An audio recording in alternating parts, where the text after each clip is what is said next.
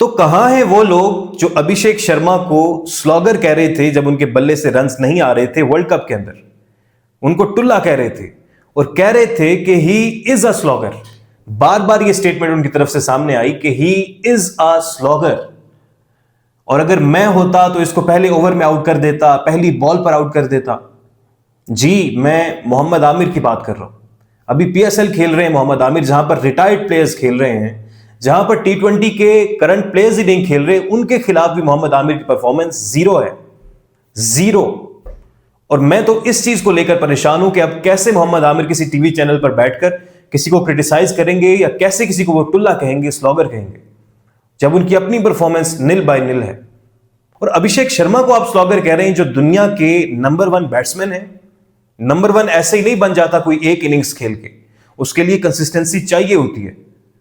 वो इसलिए नंबर 1 है क्योंकि उनका स्ट्राइक रेट दुनिया में सबसे ज्यादा है।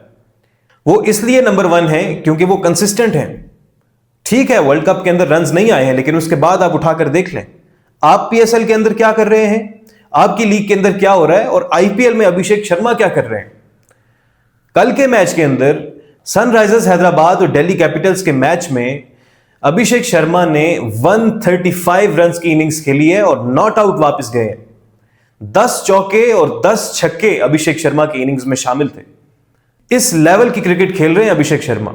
243 रन्स का टारगेट दिया सनराइजर्स हैदराबाद ने दिल्ली कैपिटल्स को, और उसमें से 135 रन्स तो अभिषेक शर्मा के थे, और स्ट्राइक रेट 193। आप तो सोच भी नहीं सकते इतने स्ट्राइक रेट, आपको तो समझ नहीं आती 140 से ज्यादा का स्ट्राइक रेट।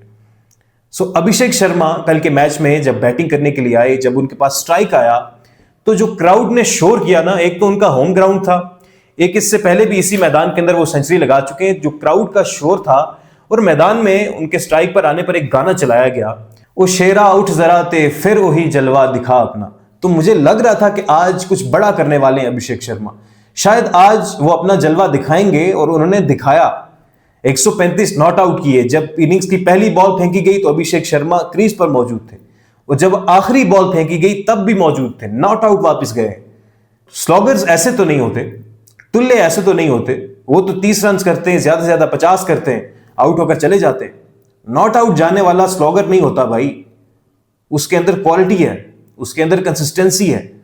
क्या चौके लगाए, क्या छक्के लगाए अभिषेक शर्मा ने, कमर तोड़ के रख दी दिल्ली कैपिटल्स के तमाम बॉलर्स की। और अगर आप कहें ना कि ऑर्डिनरी शॉट्स खेलते हैं, मेरिट पर नहीं खेलते, ऐसा भी नहीं है। एक्स्ट्रा कवर के ऊपर से आपको छक्के नजर आएंगे, लेग साइड पर नजर आएंगे, इवन थर्ड मैन पर भी आपको छक्के नजर आएंगे। हर बॉल को मेरिट पर खेलते हुए आपको नजर आएंगे अभिषेक शर्मा। 243 रन का टारगेट दिया सनराइजर्स हैदराबाद ने, बड़ी शानदार वहां पे इनिंग्स खेली टीम के कप्तान ईशान किशन ने भी, फिर हेनरिक क्लासन आखिर में आके हर मैच में ही वो अच्छा परफॉर्म कर रहे हैं। कल के मैच में भी सिर्फ 11 बॉल्स ली, 38 रन बनाए, 300 के करीब का स्ट्राइक रेट, और बहुत ही शानदार बैटिंग उन्होंने की, और 243 रन का टारगेट दिया सनराइजर्स हैदराबाद ने दिल्ली कैपिटल्स की टीम को, जो कि एक बहुत बड़ा टारगेट था। और मुझे लग रहा था, मुझे एक उम्मीद थी कि शायद दिल्ली कैपिटल्स की जो टीम है, स्पेशली केएल राहुल और पथुन निशंका से मुझे बड़ी उम्मीद थी कि ये जो मैच है उसको थोड़ा करीब जरूर लेकर जाएंगे, कोशिश जरूर करेंगे, एफर्ट जरूर करेंगे, लेकिन टॉप ऑर्डर ने ही परफॉर्म नहीं किया।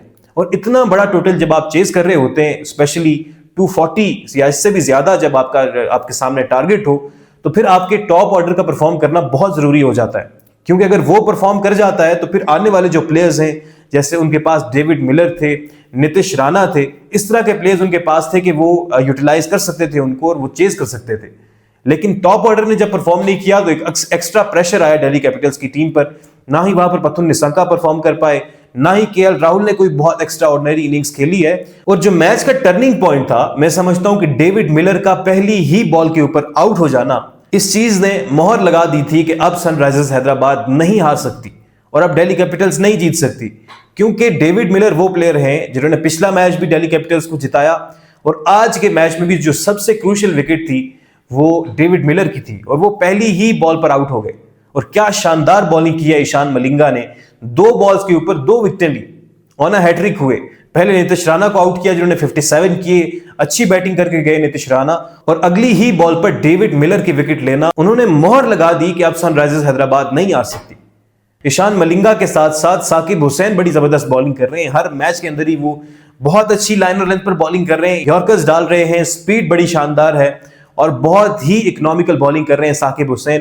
प्रफुल्ल हिंगे की तो क्या ही बात है, जिन्होंने पिछले मैच के अंदर भी 6 में से 5 यॉर्कर्स किए आखिरी ओवर के अंदर, पिन पॉइंट यॉर्कर्स किए प्रफुल्ल हिंगे ने, अपनी टीम को match जितवाया।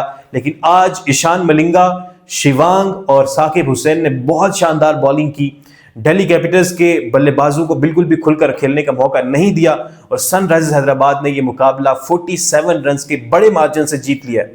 So credit goes to Sunrisers Hyderabad की, जिस तरह से उन्होंने कमबैक किया है। बीच में वो 2 मैचेस जरूर हारे थे, लेकिन उसके बाद जैसा उन्होंने कमबैक किया है वो बहुत शानदार है। पिछले मैचेस वो अपनी बॉलिंग के थ्रू जीतते रहे, कि अक्सर ऐसा होता था कि मैच एंड में बड़ा करीब चला जाता था, उनकी बॉलिंग उनको जिताती रही। प्रफुल्ल हिंगे ने एक मैच में 4 विकेटें ली अपने डेब्यू मैच के अंदर, वहां पर साकिब हुसैन ने 4 विकेटें ली और बहुत शानदार डेथ ओवर्स भी किए। कल के मैच में बॉलिंग ने तो अच्छा किया ही किया, लेकिन बैटिंग की भी क्या बात है। सिर्फ 2 आउट हुए, 242 करते करते सिर्फ 2 खिलाड़ी आउट हुए सनराइजर्स हैदराबाद के, और उनमें से भी 1 रन आउट हुआ, यानी कि दिल्ली कैपिटल्स के सारे बॉलर्स को सिर्फ 1 विकेट मिली है और वो भी अक्षर पटेल को। अब यहां पर अक्षर पटेल से मैं सवाल करना चाहता हूं कि आप विकेट टेकर बॉलर हैं, इंडियन टीम का आप हिस्सा हैं, आपने 1 विकेट भी ले रखी है, आपने सिर्फ 2 ओवर्स क्यों किए? क्यों आपने बाकी के 2 ओवर्स नहीं किए? नीतीश राणा जो इतने महंगे साबित हो रहे थे, हर ओवर में उनको छक्के लगा रहे थे अभिषेक शर्मा, उनसे आपने 4 ओवर्स करवा दिए, उन्होंने कोई 50 के करीब रन दिए। सो हर बॉलर को जब मार पड़ रही है तो जो बॉलर वहां पर अच्छा परफॉर्म कर रहा है या कम बैक दिलवा रहा है, जैसे कि अक्षर पटेल खुद वहां पर बेहतर बॉलिंग कर रहे थे, तो उनको अपना स्पेल कंप्लीट करना चाहिए था, जो कि उन्होंने नहीं किया। और इसी तरह की गलतियां हुई हैं दिल्ली कैपिटल्स की जानिब से इनसे पिछले मैचेस के अंदर भी। आपने देखा होगा कि पिछला मैच तो वो जीते, लेकिन उससे पिछले जो मैचेस थे, क्रूशियल टाइम्स के अंदर आपको उनके गलत फैसले नजर आएंगे। और कल के मैच में भी गलत कप्तानी की अक्षर पटेल ने। एक तो टॉस जीतकर पहले फील्डिंग करने का फैसला कर दिया, ट्रेविस हेड और अभिषेक शर्मा के हत्थे चढ़ा दिया आपने दिल्ली कैपिटल्स की टीम को, जो हमेशा ही ढूंढ रहे होते हैं अच्छी पिच, बैटिंग फर्स्ट, एक बड़ा टोटल लगाएं स्कोर बोर्ड के ऊपर और दूसरी टीम को बिल्कुल बेबस कर दें। सबसे पहले तो आपने टॉस जीतकर दिल्ली कैपिटल्स को बैटिंग दे दी, ये बहुत बड़ा आपने ब्लंडर किया। उसके बाद आपने ओवर्स की जो सिलेक्शन है, ओवर्स की जो टाइमिंग है कि किस वक्त पर किस प्लेयर को ओवर देना है, वो भी ठीक नहीं था। पावर प्ले के अंदर आप नीतीश राणा को लेकर आए, उन्होंने अच्छा ओवर किया, फिर आपने उनको हटा दिया। फिर आप उनको उस वक्त लेकर आए जब दोनों बैटर सेट हो चुके थे और उस वक्त उनको मार पड़ गई, और फिर आपने उनसे पूरा स्पेल भी करवा दिया 4 ओवर्स का, उनको विकेट भी नहीं मिली। और आप खुद जो अच्छी बॉलिंग कर रहे थे, आपने सिर्फ 2 ओवर्स किए। 2 ओवर्स आपने किस चीज के लिए बचाए? मुझे इस चीज का जवाब दे दें। अभिषेक शर्मा और ट्रेविस हेड ने बहुत अच्छा आगाज प्रोवाइड किया अपनी टीम सनराइजर्स हैदराबाद को। उसके बाद ईशान किशन कप्तान, बड़ी जबरदस्त उन्होंने भी इनिंग्स खेली, छक्के लगाए, चौके लगाए। अनफॉर्चुनेटली नॉन स्ट्राइकिंग एंड पर अनलकी रहे कि रन आउट हो गए। फिर हेनरिक क्लासन आते हैं, हर मैच के अंदर ही हेनरिक क्लासन बड़ी शानदार इनिंग्स खेल रहे हैं और आज भी उन्होंने चौके लगाए, छक्के लगाए और अपनी टीम का टोटल 242 तक ले गए। दिल्ली कैपिटल्स को मुझे लगता है कि फाइट बैक जरूर करना चाहिए था, स्पेशली उनके टॉप ऑर्डर से बड़ी उम्मीदें थी। पथुन निशंका और केएल राहुल को पार्टनरशिप लगानी चाहिए थी, स्पेशली केएल राहुल जिनके पास इतना ज्यादा एक्सपीरियंस है, उनको जिम्मेदारी का मुजाहरा करना चाहिए था। लेकिन एक क्रूशियल टाइम के ऊपर उन्होंने अपनी विकेट गंवाई। उसके बाद नीतीश राणा थोड़ा सा कुछ करते हुए नजर आए, कोशिश करते हुए दिखाई दिए, लेकिन फिर वो भी आउट हो गए। अक्षर पटेल भी कुछ नहीं कर पाए जो टीम के कप्तान है। सनराइजर्स हैदराबाद ने यह मुकाबला एक बड़े मार्जिन से जीत लिया है, लेकिन इस मैच के हीरो अभिषेक शर्मा है, बल्कि इस आईपीएल के अभी तक के हीरो अभिषेक शर्मा है। और पिछले साल जब उन्होंने सेंचुरी की थी और वो चिट्ठी निकाली थी कि this one is for orange army, मुझे लग रहा था कि शायद आज भी कुछ ऐसा ही करेंगे, लेकिन आज की सेलिब्रेशन तो और भी यूनिक थी। बड़ी शानदार सेलिब्रेशन करते हैं, बड़ा खूबसूरत अंदाज है।